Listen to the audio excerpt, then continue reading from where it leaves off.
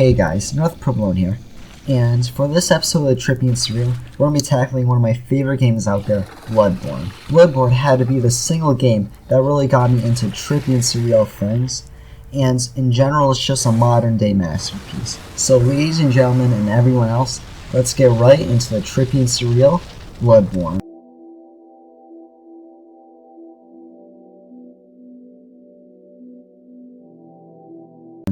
So for all the unenlightened little pigs in the crowd, Bloodborne is pretty much this game that released in 2015.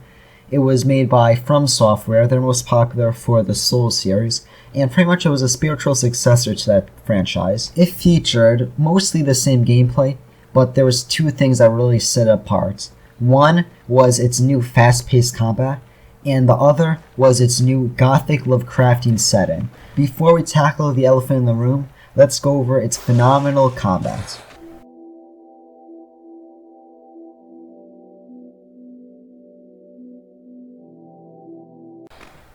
So the combat in this game, and two ways to describe the combat, is fast and precise.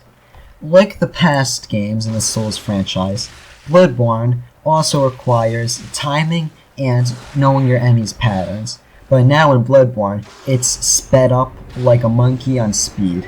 Like shit, this game is fast. You're going to be dodging around, and because you don't have a shield now, it just makes the whole experience much faster. Now you can't hide behind a shield. And to be honest, I never hid behind a shield, but still for those people used to the Souls franchise, yeah, now you need to stop being a little bitch, and throw away that shield, and get a badass gun, and this big ass cleaver, and go hack up some monsters.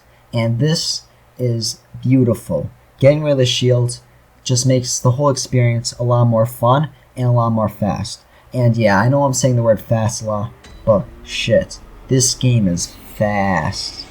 Like, pretty damn fast. So now let's go on to precision. And the Souls franchise has always been known for its really precise combat, but now, because of Bloodborne being hopped up on speed, that precision is even more important now, and it is just perfect. It's just a perfect speed, and it gets that adrenaline rushing through your veins when you're hopping around dodging and making sure you know the perfect timing to parry your enemy. And on top of this, you have the brand new mechanic of using the gun to parry.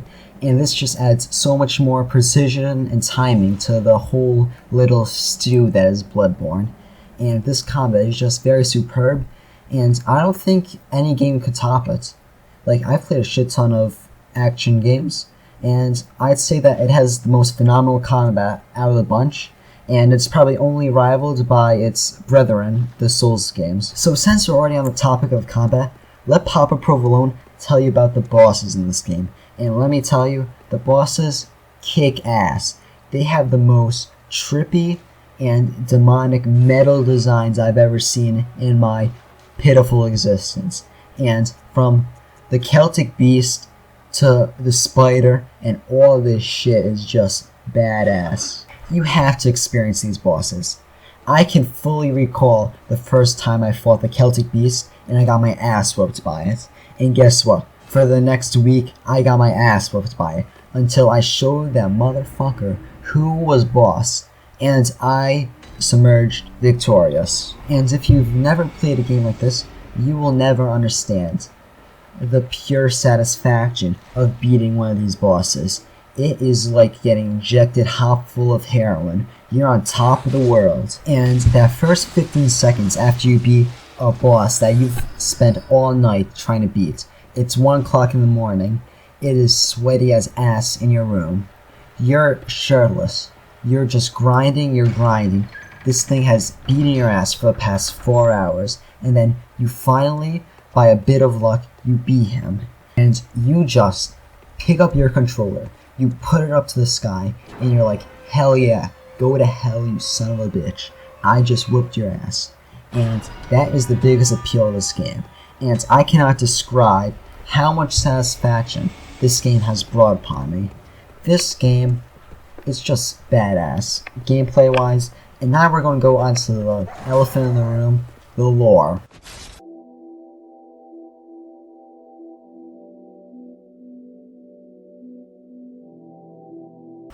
So the lore of this game, it is what makes Bloodborne such an amazing game, and it's also what makes Bloodborne such a trippy-ass game. For all of you who haven't experienced a Souls game, I'll pretty much explain how the storytelling goes. So instead of the more traditional style of storytelling, where it's just given to you, with the Souls series, you have to search for it. In this franchise, to find the story, you'll have to search in item descriptions, you'll have to poetically interpret dialogue, and in general, you'll just have to sit through a bunch of symbolism, and you'll have to slowly decrypt this massive story. Or you could always do what 99% of the community does, and just look up the lore online, because, yeah, it's really cool to discover this lore just by looking through item descriptions, but it's much easier, and it's a much better experience just going through and just watching a YouTube video. And there are hundreds of well-made videos that pretty much explain you the gist of the story in just like 30 minutes.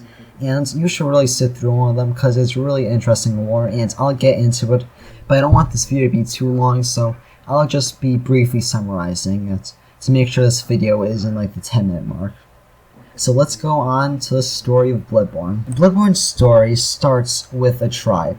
These tribe come in contact with these ancient aliens called Old Ones. They are godlike in power, and their presence is incomprehensible to the normal human. So for hundreds of years, this tribe worships the Old Ones, but their final queen, Queen Yharnam, has a very special connection to them. And once she dies, the tribe decides to go with the Old Ones, and they remain in the Chalice dungeons. Fast forward hundreds of years later, and new settlers found a town called Yharnam. Explorers soon find the Chalice dungeons, and they begin killing the Old Ones for their blood, so they could pretty much make humans into superhumans. A professor in Yharnam soon finds this knowledge, and he wants to mass produce this blood to pretty much give out to everyone so he could evolve mankind to the next step of evolution. His master, though, has a different idea. His master kind of looks like the Pope, and if you play the game, he's the guy that's sitting on the chair right before you fight Rom. I killed him because he gives a pretty badass rune, but pretty much he wants to use insight to do what the other professor wanted to do with blood. Because of their differences, they split, and they start working on their own projects. The apprentice starts the choir. The choir is a group that pretty much, they're supposed to heal people, but instead, they decide to heal them with the blood, pretty much spreading his plan of evolving. This at first works marvelously, and Yharnam becomes a tourist hub, and everyone wants to drink the blood. But the only problem is, once an Old One gives birth, pretty much what happens is everyone who's drank the old blood will turn pretty much into a furry little monster. This is really shitty for the choir, but then a guy named Gurman realizes why not just kill him. So he pretty much just makes the hunters. The hunters' only goal is to kill the beasts that erupt from Old One's birth. This actually does work pretty decent for the most part, until the incident at Old Yharnam. Old Yharnam was a chill-ass part of town until beasts started to occur in Old Yharnam. Instead of just dealing with the problem, they just decide to light the place on fire. And because of this, people don't really like the hunters anymore, because they mercilessly killed a whole part of town. Flash forward to when the game takes place, and you're the newest hunter. You go through Yharnam, discovering its dark and vast history, until you come in contact with a baby Old One. Once you've successfully killed the baby Old One, you are granted out of this twisted nightmare. This is where the endings come in.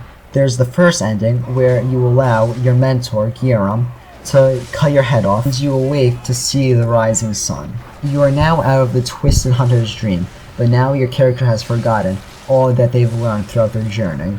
They're as unenlightened as they were at the beginning of the game. In the second ending, pretty much what you do is you kill Ghiram, and you take his place. The third ending, which I think is the most interesting, is one in which you kill Ghiram, and you kill the beast that's been controlling the hunter's dream, and you are reincarnated as a baby old one. You've now reached a level of godhood, and you have no reason to care about humankind.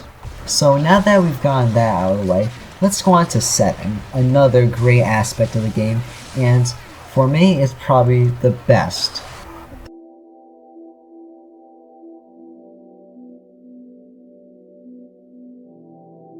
The best way to describe Bloodborne's setting is a mix between Victorian London and Ismouth from the H.P. Lovecraft mythos. Everything from the grass to the houses to the cathedrals are dark and gothic, and everything just looks dead. You could tell that this town has been through hell, and it's not done yet. What's also cool about the setting is the religious symbolism. Yeah, I'm kind of an atheist, but still, I could dig these badass looking churches, these badass looking cathedrals, and it embraces the only two aspects I love from the Catholic faith.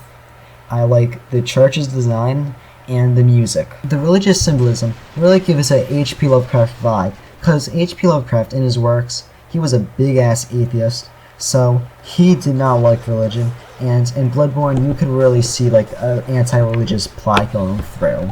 And you know what? I dig this, because we need more atheist works out in the gaming industry. It almost feels like games don't really have balls, because they're trying to appeal to the masses. Bloodborne appealed to the masses, even though it was highly anti-religious, and it was highly difficult. Because in general, I just feel ashamed of the lack of balls in the modern games like Call of Duty, Battlefield. They take no political stances, they take no religious stances, and I understand they're trying to appeal to a lot of people, but still, it's good to have clear-cut opinions in this industry. Yeah, but really all I could say about the setting is it's gothic, it's amazing, a lot of churches, a lot of cathedrals, a lot of church music, a lot of beasts, a lot of damn houses, a creepy-ass forest called the Forbidden Woods, and in that forest there's like these damn snake people, and it's trippy as shit. And also, we got the cathedral ward, and underneath it have this Lovecraftian old one, and it's just sitting there, and it's this horrid being, incomprehensible to the human eye, and that's just badass. And I know I've been describing this game a lot as badass, but that's the only way I could describe it. The armor in this game is badass, the weapons in this game are badass, the guns in this game are badass, the enemies in this game are badass, the bosses in this game are badass, and in general, it's a badass, gothic-ass, and amazing game, and everyone should at least experience it. It's a very difficult game, but once you get over that, you realize the inner genius of this game, and you get hooked to it, and that's what it's meant to do. So I'm North Provolone, and you stay enlightened, and make sure you play the shit out of Bloodborne, because it's an amazing game. If you haven't gotten to it yet, make sure you play it before you're a lonely ass death, alone, by yourself, that'll have no impact on the universe. I'm North Provolone, and make sure you stay enlightened, and you play the shit out of Bloodborne.